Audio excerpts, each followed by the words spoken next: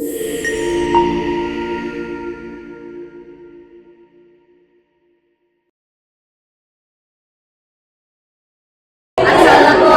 warahmatullahi wabarakatuh.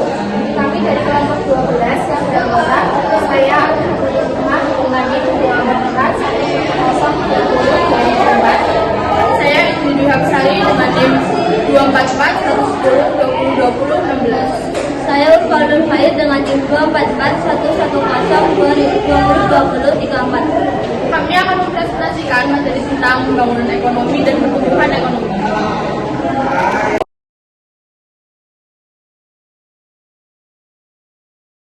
Sebenarnya di antara pembangunan ekonomi keempat, pembangunan ekonomi merupakan suatu proses meningkatkan pendapatan per kapita dalam jangka panjang disertai dengan pemulihan struktur ekonomi dan juga perkembangan IPTEK.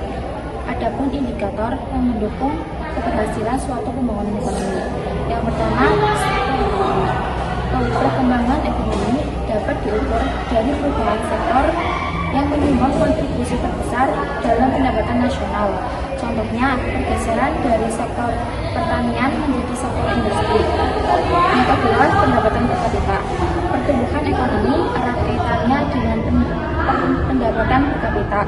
Jika pendapatan per kapita itu sendiri semakin naik, pasti disebabkan oleh perekonomian yang stabil, artinya kesejahteraan masyarakat terjamin. Yang ketiga, indeks pembangunan manusia. Indeks pembangunan manusia menjelaskan bagaimana penduduk dapat mengakses hasil pembangunan dalam memperoleh pendapatan, kesehatan, pendidikan, dan sebagainya. Indeks ini dibentuk oleh 3 dimensi dasar, yaitu umur panjang dan hidup sehat, pengetahuan, serta standar hidup layak yang dapat dilihat berdasarkan pendapatan per kapita. Yang selanjutnya, ada beberapa faktor yang sangat mempengaruhi pembangunan ekonomi. Faktor yang pertama adalah sumber daya manusia, karena sumber daya manusia menjadi faktor yang sangat penting terhadap peningkatan pembangunan ekonomi. Yang kedua, sumber daya alam. Sumber daya alam merupakan faktor yang tidak kalah pentingnya dalam pembangunan ekonomi, karena umumnya negara yang sedang dalam tahap perkembangan sangat bergantung pada sumber daya alam dalam pembangunan negaranya. Yang ketiga, sumber daya modal. Contohnya, suatu barang yang penting untuk perkembangan serta kelancaran dalam pembangunan ekonomi. Sebab, barang modal ini juga dapat meningkatkan dan memperbaiki produksi. Yang keempat, IPTEK. Perkembangan IPTEK sangat pesat, khususnya di bidang teknologi. Hal tersebut dapat mempengaruhi pembangunan ekonomi suatu negara. Yang terakhir, budaya. Budaya memberikan dampak tersendiri terhadap pembangunan ekonomi yang dilakukan. Faktor ini dapat berfungsi sebagai pembangkit atau pendorong proses pembangunan, tetapi juga menjadi penghambat pembangunan jika tidak disikapi dengan benar. Sehingga atas budaya yang kita miliki, kita hormati dan kita kembangkan secara benar.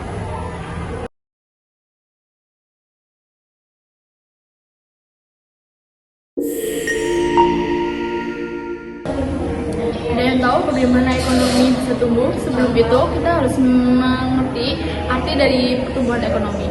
Pertumbuhan ekonomi adalah suatu kondisi di mana ekonomi yang sedang berkembang di suatu negara, baik karena produksi barang ataupun jasa.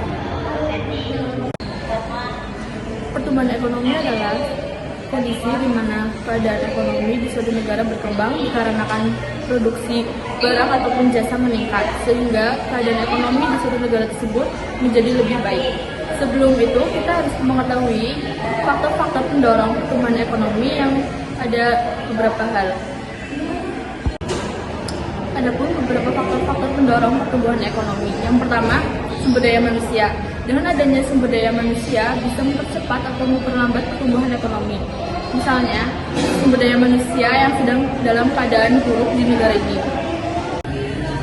Dengan adanya pengangguran yang meningkat dan disertai dengan kemiskinan, dapat menyebabkan penurunan terhadap pertumbuhan ekonomi. Sebab itu, kita harus memperhatikan kualitas sumber daya manusia di negara Indonesia.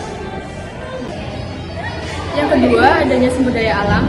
Perlu kita sadari bahwa di negara Indonesia memiliki sumber daya alam yang melimpah. Tetapi apabila sumber daya manusia tidak menjadi pengelola yang baik atau tidak berkualitas dalam pola, maka negara akan mengalami banyak kerugian dalam sumber daya alam. Yang ketiga, adanya kemajuan teknologi. Seperti kita lihat di masa pandemi 2020, kita menggunakan teknologi seperti untuk kemampuan kita dalam belajar dan bekerja dari rumah, sehingga kita masih bisa produktif. Keempat, tingkat inflasi. Apabila inflasi tinggi, maka harga-harga barang makin tinggi. Dengan begitu, peran pemerintah bertugas mengendalikan inflasi agar kemampuan daya beli masyarakat semakin terjaga. Yang kelima, tingkat suku bunga. Ini memiliki dampak yang mirip dengan inflasi. Pada intinya, pemerintah mesti benar-benar mengendalikan tingkat suku bunga supaya ekonomi tetap tumbuh. Sebagai contoh, suku bunga Indonesia yang lagi rendah, efeknya orang-orang jadi tertarik melakukan pinjaman, misalkan untuk modal usaha. Selanjutnya ada ciri-ciri pertumbuhan ekonomi. Yang pertama, berlangsungnya secara jangka pendek atau sekitar 1 tahun. Yang kedua, pertumbuhan ekonomi tidak memperhatikan perbandingan antara jumlah pertumbuhan GNP dengan pertumbuhan penduduk. Yang ketiga, tidak ada perubahan struktur ekonomi. Keempat, fokus secara kuantitatif atau angka saja.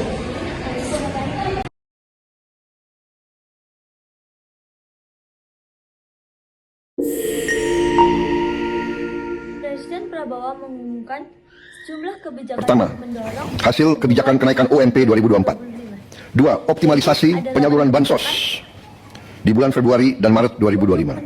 3. Pencairan THR bagi ASN dan pekerja swasta di bulan Maret 2025. 4. Stimulus kenaikan UMP pada bulan Ramadan, 2024 yaitu A. Diskon harga tiket pesawat, B. Diskon tarif tol, C. Program diskon belanja, D. Program pariwisata mudik lebaran, E. Stabilitas harga pangan. 5. Paket stimulus ekonomi. A. Diskon tarif listrik, B.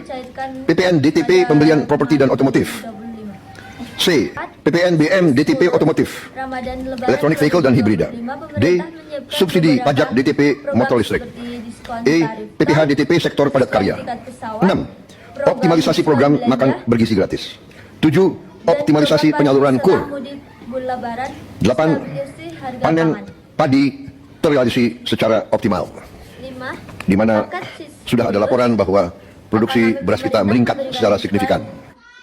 Tarif listrik, PPN, DPPN, PPNBM, DTPN otomotif, subsidi pajak kendaraan listrik, PPH untuk sektor padat karya juga ditanggung pemerintah. 6. Program makan bergizi gratis. 7. Penyaluran kredit usaha rakyat atau KUR. 8. Panen padi terrealisasi secara optimal.